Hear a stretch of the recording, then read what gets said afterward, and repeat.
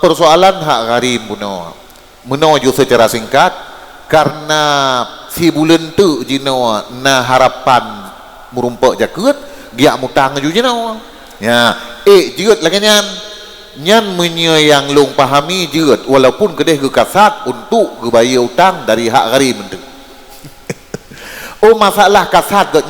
nyan urusan rong Allah Taala, tapi secara hukum fikih lah jeut sah ke cok hak gharim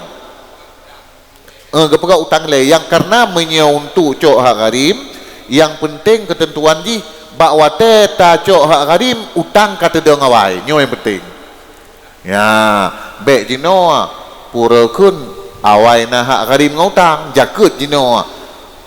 kagak bagi melasah kag mulai bagi itanya utang lom na tak mutang ju jino nya ya hanjeun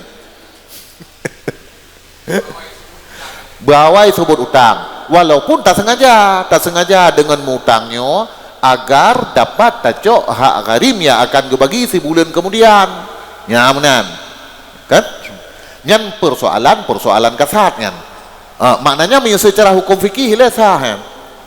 masalah kasat itu hai kata niat hari nyan god nyokon tak bicara god ngahana god yang tak bicara sah atau hana sah ya jadi nyo hukum murni nyo hana tak bernama etis atau tidak etis sudah lah ya benar demikianlah urusan.